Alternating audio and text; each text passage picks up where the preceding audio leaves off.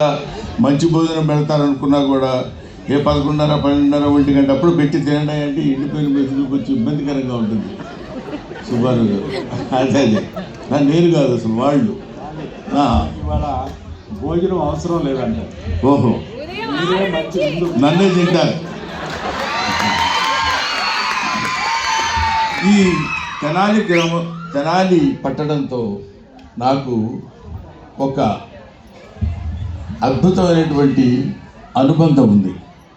ఏంటంటే మా సిస్టరు సున్నం అనసూయమ్మ గారని కెమిస్ట్రీ లెక్చరర్గా జేఎంజే కాలేజీలో పనిచేస్తూ రిటైర్ అయిపోయారు.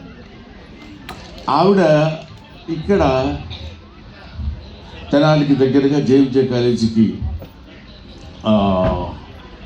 దగ్గరగా ఒక ఇల్లు తీసుకొని అద్దెకుండి ఆవిడ కాలేజీ లెక్చరర్గా చేస్తున్నప్పుడు నేను వీకెండ్స్కి వచ్చి వాళ్ళకి కావాల్సినటువంటి కూరగాయలు అవి ఇవో తీసుకొచ్చి ఇంట్లో ఇచ్చేసి సోమవారం నాడు మళ్ళీ నేను నల్లపాడులో ఎంఏ చదువుకోవడం కోసం వెళ్ళేవాడిని. ఆ విధంగా తెనాలి నాకు బాగా పరిచయమైనటువంటి ప్లేస్. ఎందుకంటే శ్రీరామనవమి వచ్చిందంటే తెనాలికి ఫస్ట్ ప్లేస్ అనుకుంటా అప్పట్లో, మరి ఇప్పుడు ఎలా ఉందో తెలియదు.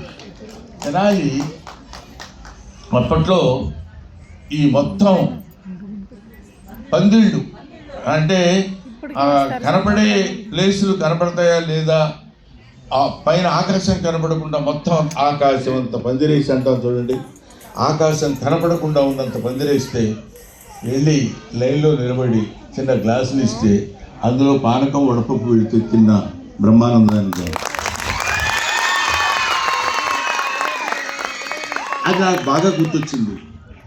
తెనాలి వెళదాము అనుకున్నప్పుడు గత 4 సంవత్సరాల నుంచి ఎందుకు పోస్ట్పోన్ అవుతుంది అంటే, ఇందాక మిత్రుడు మాట్లాడుతూ కేవలం నవ్వించడమే కాదు, ఫిలసాఫికల్గా కూడా ఆధ్యాత్మికంగా కూడా ఆలోచిస్తారనడానికి, ఆలోచించకుండా ఏం చేయగలను, ఎలా ఉండగలను అనడానికి ఇది ఒక ఎగ్జాంపుల్ సరిపోతుంది. కరెక్ట్గా 49 సంవత్సరాల క్రితం డిసెంబర్ 14వ తేదీన నా వివాహం వైకుంఠపురం వెంకటేశ్వర స్వామి ఆలయంలో. అప్పుడు చెప్పాను ఇందాక మా సిస్టర్ అని, ఆవిడ వాళ్ళ ఆడపడుచుతో నాకు వివాహం. అది ఎక్కడ చేయాలంటే అప్పుడు ఈ ఆలయం అతి ప్రాథమిక దశలో ఉంది. ఆ ఆలయ నిర్మాణంలో ఉన్నప్పుడే వైకుంఠపురం అని అక్కడ ఉంది. అక్కడ వెంకటేశ్వర స్వామి ఆలయంలో మీ వివాహం చేయాలని నా శుభలేఖ అచ్చువేసి ఇచ్చారు. నేను చాలా ఆనందించాను, చాలా సంతోషించాను. అటువంటి ఆలయంలో నాకు వివాహం జరగటం, ఆ వెంకటేశ్వర స్వామి యొక్క అనుగ్రహం చేత నేను ఈరోజు మీ అందరి ముందు చూడండి, ఈ ఫేస్ చూడగానే ఎటు మామూలుగా ఇలా వెళుతున్నవాడు కూడా మొహంలో చూడగానే అది చాలదా ఈ జీవితానికి. మనిషికి ఎంత డబ్బైనా ఉండొచ్చు, ఎంత సంపాదనైనా ఉండొచ్చు, ఎన్నో వేల కోట్లు ఉండొచ్చు, కానీ ఆనందం కరువైతే జీవితమే అనర్థం అనిపిస్తుంది. అటువంటి ఆనందాన్ని నేను ఇవ్వటం కాదు, నా ముఖం ద్వారా మీకు పంచిపెట్టినటువంటి ఆ శక్తిని, ఆ సత్తాని ఇచ్చినటువంటి ఆ భగవంతుడికి శతదా సహస్రదా శిరస్సు వంచి పాదాభివందన చేసుకుంటూ, ఆయన రుణం నేను ఎలా తీర్చుకోగలను అంటే, నా శిరస్సు ఆయన పాదాల దగ్గర నారికేళం చేసుకుంటే కానీ తీరదు. అందువల్ల అటువంటి ఇప్పుడు చెప్పిన మన వివాహం విషయం ఉందనుకోండి, అది అలా ఎలా జరిగింది, ఎప్పటి నుంచో ఎందుకు పోస్ట్పోన్ అయింది. 50 సంవత్సరంలో అడుగు పెడుతున్న రోజుల్లో ఇదే డిసెంబర్ నెలలో కరెక్ట్గా ఇంకొక వారం ఆగితే నా పెళ్ళి అక్కడ జరిగింది. అక్కడ మా father was a poor man. Of course తారీఖు మనం పెట్టడం మనుషులం, అది మానవ ప్రయత్నం అవుతుంది కాదు. వాడు నిర్ణయించిన డేట్. కాబట్టి అందువల్ల ఇన్ని సంవత్సరాల ఆ, ఈ అటువంటి ఆలయంలో ఒక పేద తండ్రి నాకు ఆవిడకి వివాహం జరుగుతున్నప్పుడు అతి సాధారణంగా జరిగింది.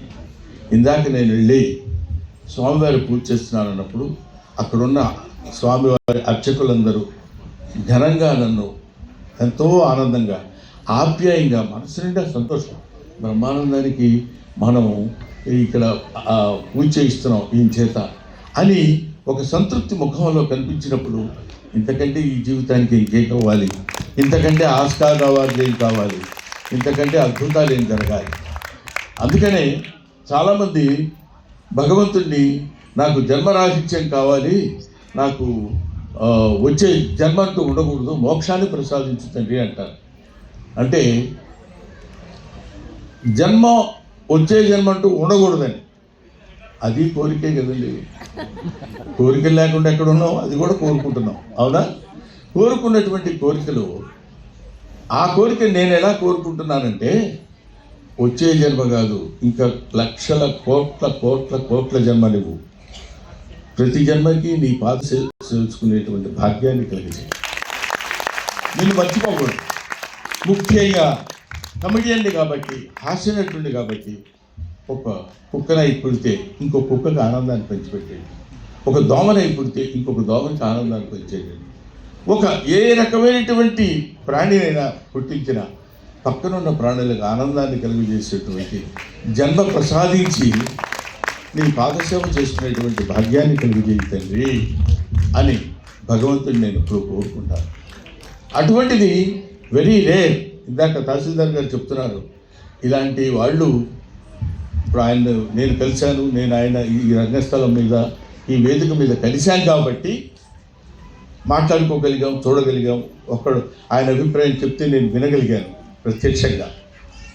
ఇలాంటి వాళ్ళు ఎంతమంది వచ్చి సార్ పొద్దునే లేచి మిమ్మల్ని చూడకుండా మీరు మమ్మల్ని చూస్తారో లేదు తెలియదు, మా మొహాలైనా మేము చూసుకుంటామో లేదు తెలియదు, కానీ మిమ్మల్ని చూడకుండా ఉన్న రోజు లేదండి అని చెప్తుంటే ఇంతకంటే జీవితానికి ఇంకేం కావాలి చెప్పండి ఒక నటుడికి.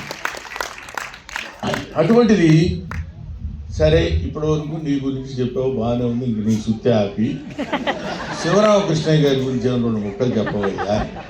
నాకు తెలుసు శివరామకృష్ణయ్య గారి గురించి చెప్పడం అంటే